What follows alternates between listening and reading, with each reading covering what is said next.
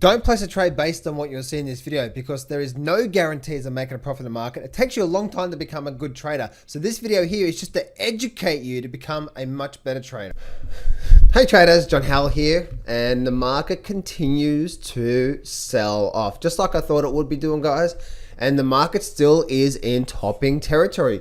The way that the market has been performing today, looking at the SP500, the Dow Jones, the Nasdaq, it does look like we're probably likely to have a bearish week moving into next week, and we're probably likely to get a nice sell-off. I'm going to talk to you about what I see, and also I talked about a head and shoulder pattern and a false breakout pattern that happened on the Nasdaq, and that has confirmed. So I'm going to share with you exactly what I see through there.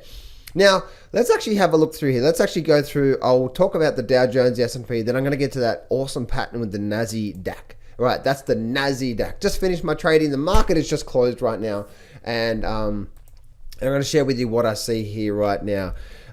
One thing that's so important let me go to the Dow Jones first. One thing that's so important, guys, is that we continue just to read the markets, not we throw our opinions out the window, because our opinions doesn't mean anything. But if we have a look at okay, so come on now. Software has frozen.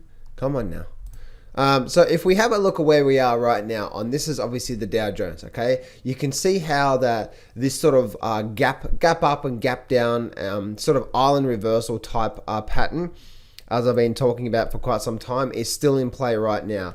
And I've been talking about how that this is still a bearish setup.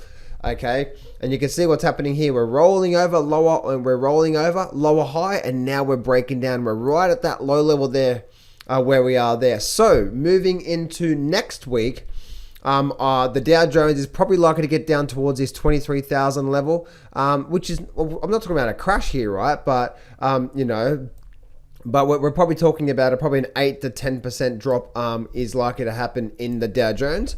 Moving on through to the SP 500, same sort of thing, right? We come down, we're rolling over now, and we had a bit of a down day today. You can see yesterday was a bit, the market loves to do this, you know what I mean? Where you can see the market open low, we had a strong rally into the close yesterday, and everyone's like, yeah, here we go, it's going to bounce, blah, blah, blah, right? And then suddenly we get a bit of a drop down, right? So you can see how the sellers are starting to roll this over, right? It's starting to roll over with this lower high. So once if we do break that 3,000 level, which does look like we're going to, we're probably likely to get on the S&P 500. Once again, probably an 8 to 10% drop on the downside coming over the next couple of days on the S&P, guys. And maybe it's likely to get to new lows. I don't know. I don't think we're going to get to new lows, but all I'm saying is we're probably likely to get to there.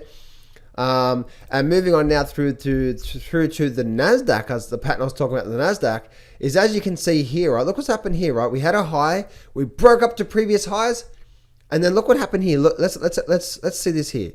And this is the market, the psychology of the market is actually telling us that this is not right? So we had this high point up here, didn't we? We had this high point up through here.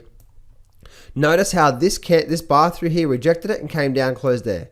Notice how it came up through there and closed there. It gapped up.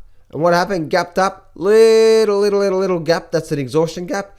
And then look what happened. Look what happened the day after. We opened low, came down and closed there. Okay.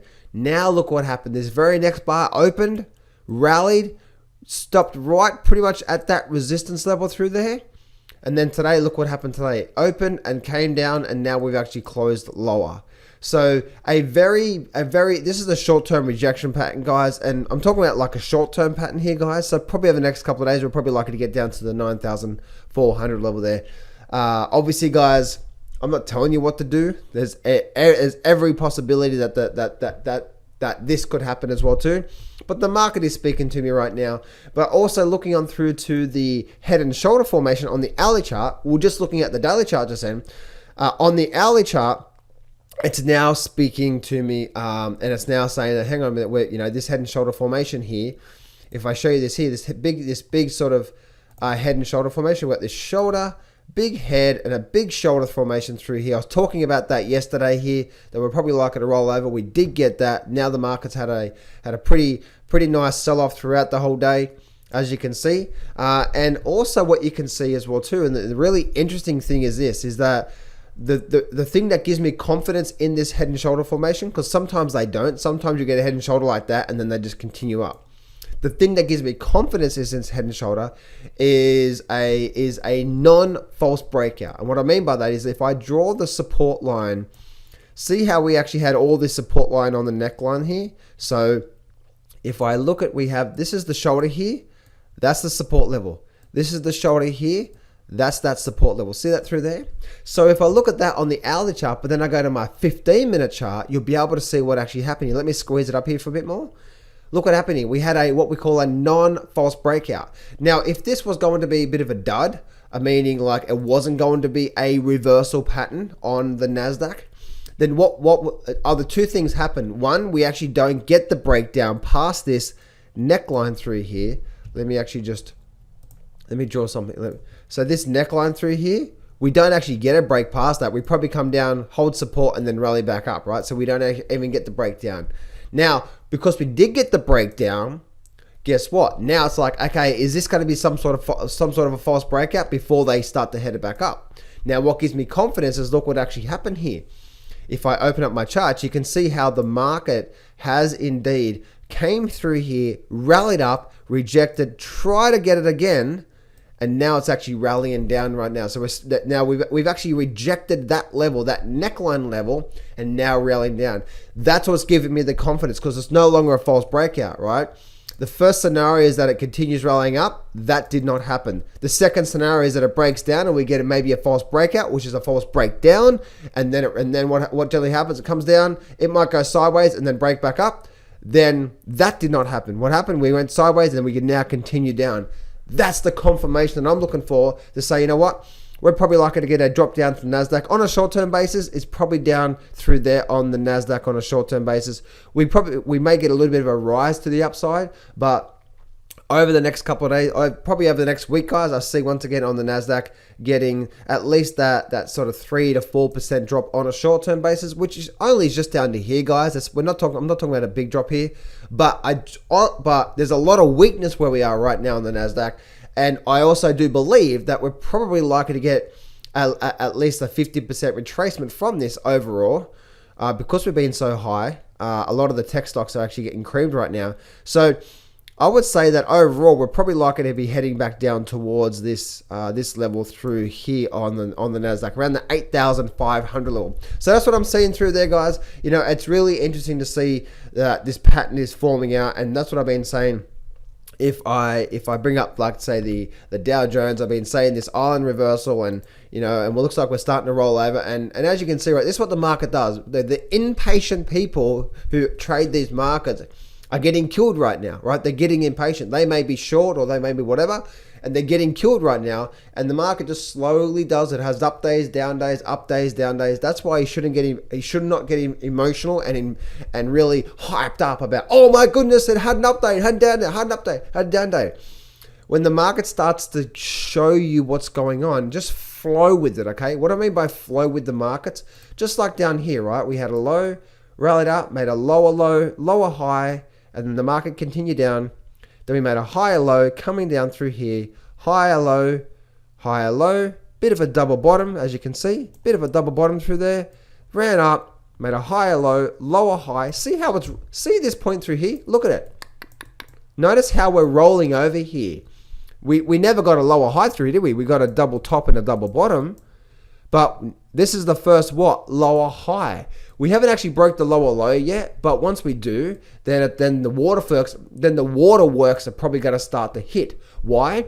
Because that's what the market does, right? You could see now the waterworks. What I mean by that is probably a drop down to 2,800, maybe even as low as 2,600, because there's that next level of support down through here. So we may even get a bit of a flush down towards there. But I don't see new lows, but who knows what's going to happen.